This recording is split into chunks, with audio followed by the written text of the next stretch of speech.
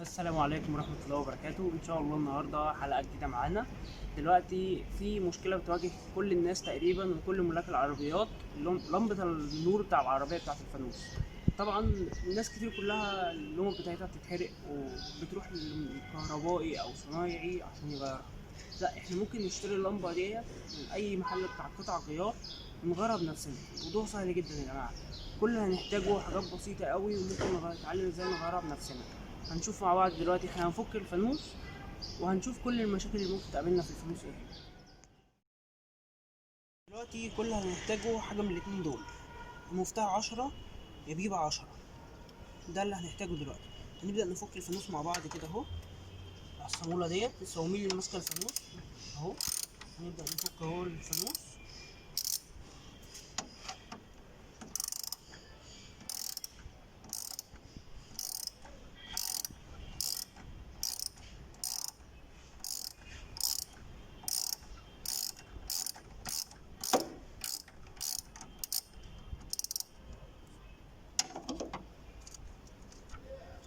اهو فكينا أول صامولة.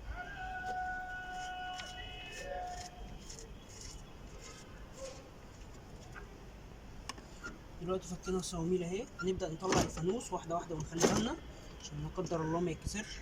هنشيل أول حاجة الفيشة بتاعت الفانوس كده اهي بالراحة اهي. فكينا فيشة الفانوس مع بعض. نطلع الفانوس بره خالص اهو.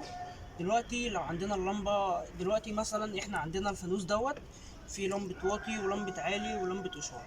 تمام. لو مثلا لقينا اللمبة بتاعت الواطي دي هي اللي اتحرقت، هنعمل ايه؟ مكانها اهو. نبدأ نفتح الغطا دوت. تمام. وهنبدأ بعد كده دي فيشة الفانوس. تمام. هنخلي بالنا، هنفك السوستة دي ونضغط عليها ونرفعها لفوق اهي بالراحة خالص اهي. اللمبة طلعت في ايدينا. تمام. دي الفيشة بتاعته. نبدأ نفك الفيشة. اللمبة لو محروقة هنشيلها ونجيب لمبة جديدة طبعا. نركب اللمبة اهي بالراحة. في فيشتين اهم هنركب فيهم اللمبة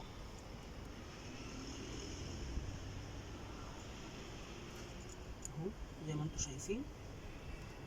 نركب اللمبة اهي واحدة واحدة. ليها مجرى هنا، لسه في سن اهو، ده بيركب في المجرى بتاعته اهو كده. واحدة واحدة اهو.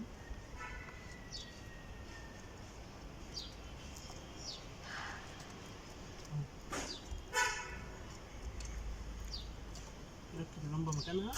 بعد كده نقفل ده تاني اهو، نقفله مكانه سوستة كده. احنا عرفنا ازاي ممكن نغير اللمبة بنفسنا من غير ما نروح لأي صنايعي أو أي حاجة. لو مثلا ملقناش العيب في اللمبة، ممكن تكون العيب في الفيشة ديت. فالحل ساعتها بنعمل ايه؟ بنفك اللمبة ديت تاني اهي. لو لقينا المشكلة مش في اللمبة بنفك اللمبة خالص. تمام. وبنيجي نشيل الفيش ديت. تمام.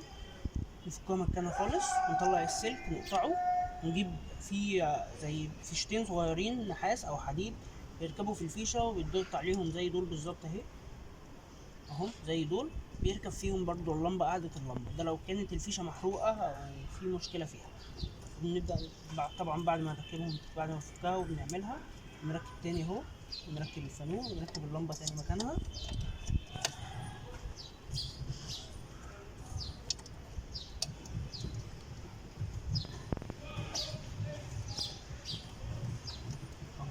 كده احنا عرفنا ازاي ممكن نغير اللمبه في اي وقت لو اتحرقت مننا، وده في معظم العربيات بتتحرق بكل سهوله. اهم حاجه مننساش نقفل الغطا دوت عشان الغطا دوت هو اللي بيحافظ على نظافه الفانوس. لان لو سيبناه مفتوح ممكن يخش تراب او ميه او ايا كان جوه الغطا بيخش جوه الفانوس. عندنا مثلا لمبه الاشاره اهي. لمبه الاشاره اهي دي بتبقى من غير سلك اهي. نبدا نفكها مع بعض اهي. اللمبه نفكها اهي اهي اللمبه اهي. نبدا نشيلها مثلا ونجيب واحده جديده. في هنا 3 خرام بتوع اللمبة، نركب فيهم اللمبة بالراحة تاني. نقفلها مكانها اهو بكل سهولة ونحطها مكانها في الفانوس.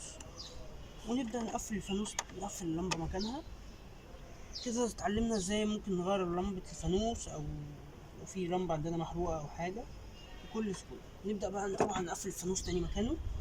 بعد ما غيرنا اللمبة الأحسن إن احنا نفكهم، نفك الفانوس خالص من مكانه. احنا ممكن نغير اللمبة ديت من جوه، بس مش هيبقى أفضل عشان ممكن عشان نظبطها مكانها تاني. هنركب الفيشه بتاعت الفانوس اهي،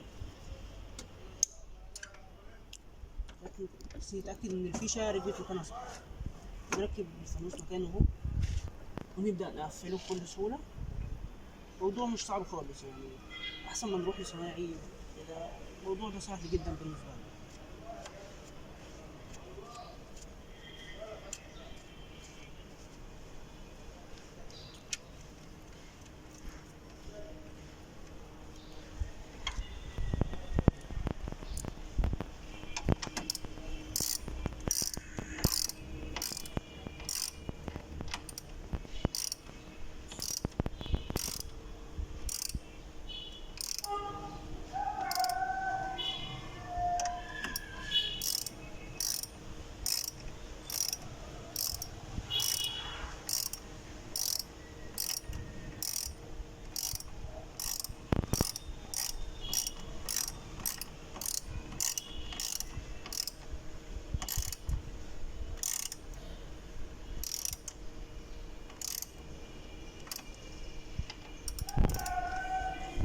بس اهم حاجه ان احنا ربطنا كويس، عشان الفانوس لا قدر الله ممكن يقع مننا او حاجه لو مش مربوط كويس. كده احنا ربطنا الفانوس اهو، كده تمام. دلوقتي يا جماعه احنا خلاص شفنا ازاي ممكن نغير لمبه الفانوس بنفسنا، وده موضوع سهل. وكلنا طبعا كل اللي معاه عربيه لمبه الفانوس دي بتتحرق، ممكن كل اسبوع كل شهر، الله اعلم ممكن تتحرق امتى. فاحنا موضوع سهل جدا ان احنا ممكن نغيرها، بنشتري من اي بتاع قطع غيار، بنغيرها بنفسنا من غير صناعي. يا ريت لو عجبكم الفيديو تعملوا لايك للفيديو، وتعملوا سبسكرايب للقناه، ويا ريت لو تشاركوا كمان في الموضوع.